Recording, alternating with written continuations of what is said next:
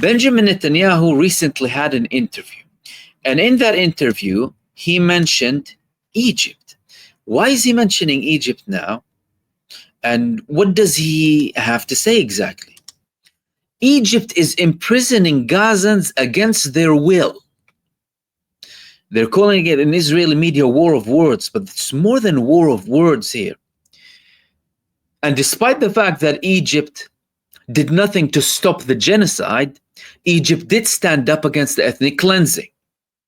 And they refused a lot of pressure coming from the United States, the EU, Israel, and other countries to open the borders and allow all of the Palestinian population out to ethnically cleanse them to the Sinai Peninsula. And at the time, the Egyptian president told Israel, you have the Negev desert, open the Negev desert for anyone from Gaza.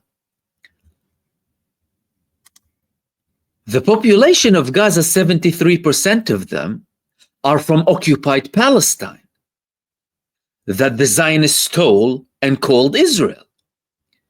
If you want these people to return or leave, they return them to their homes then. And listen to the audacity of this psychopathic war criminal. Total insanity, total psychopathy, imprisoning them against their will when they want to leave a war zone. He's talking about the people of Gaza. He's saying that Israel would open the borders, but then they would be blocked by Egypt. Egypt then responded, utmost condemnation. We're not going to allow this to happen because it would clearly eliminate the Palestinian cause. And what Israel is doing is genocide in Gaza, killing people. But Benjamin Netanyahu was talking in this interview about the fact that having the right of movement is a normal right that any person should have. So why isn't Egypt allowing the people of Gaza freedom of movement? The levels of hypocrisy.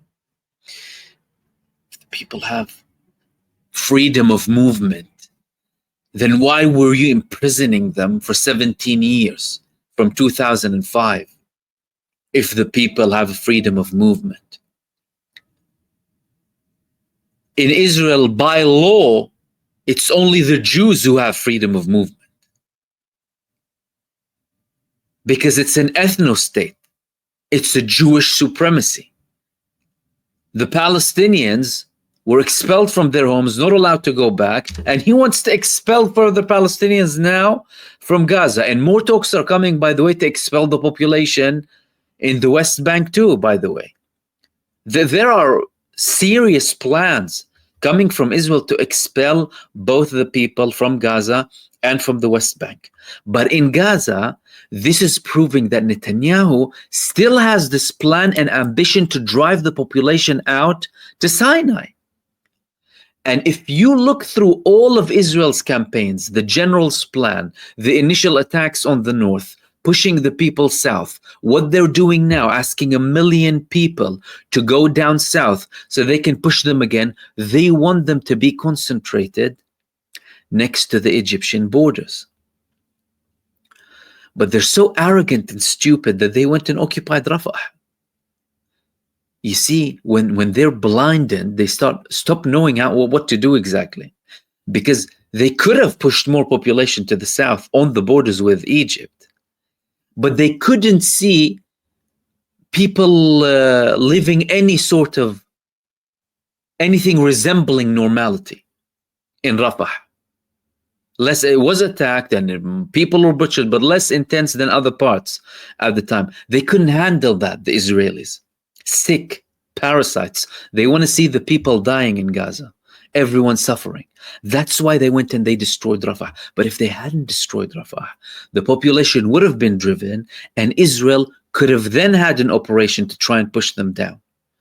You see how Israel goes against itself sometimes with what it does.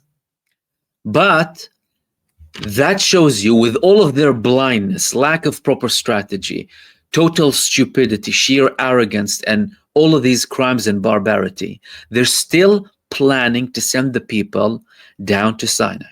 What is Egypt doing? Tell you what is Egypt doing. And Israel, they're talking about what Egypt is doing, and they are warning from what Egypt can do or will be doing in the future if Israel continues. There was an Israeli strategic expert, Ariel Kahana. He published a stark warning that Egypt is strengthening its military presence on the borders with Israel, and the Egyptian president Abdel Fattah al-Sisi is violating the peace agreement in Sinai. It's not the first time that we heard that. We heard that before, and we spoke about it. And again, despite the fact that Egypt did nothing to stop the genocide in Gaza by action, not just empty words, they did prevent the ethnic cleansing by not allowing Israel to expel everyone to Sinai, so that they can later even have an excuse to go and invade Sinai. Because Greater Israel includes Sinai. Israel did occupy Sinai before. They only left Sinai after the Egyptians expelled them. And then they had this peace treaty. But now this guy is saying, we don't have cold peace with Egypt, we have a cold war with them. They're breaking everything in this peace treaty. They're building new tunnels in Egypt in recent months, apart from the 60 that I spoke with you about approximately a year and a half ago. One of the previous experts in one of the divisions in the Israeli Military Intelligence Directorate was revealing how Egypt has 60 huge tunnels in Sinai, over 10 meters wide, and some of them can fit trucks and even fighter jets. And he was saying how they're preparing attacks and preparing themselves against any potential Israeli action in the Sinai Peninsula.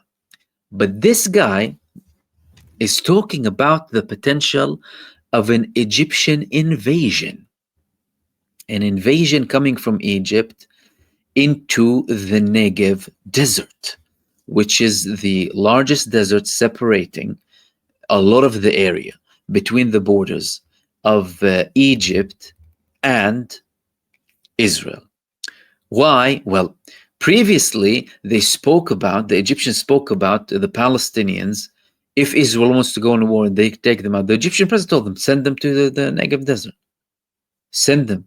You have lands, send them there. But of course, Israel is a Jewish supremacy, and they are an ethno-state. They are a pariah state. They don't want the Palestinians. They want to expel them because they want to future-proof the Jewish supremacist demographics in occupied Palestine for generations to come. Of course, that's not going to happen because the Palestinians are still sticking to their land. And even now, with the Israeli demands of the populations in Gaza City to go from where they are, they're not going anywhere. How is it going to work? But this is showing you that the tensions are real.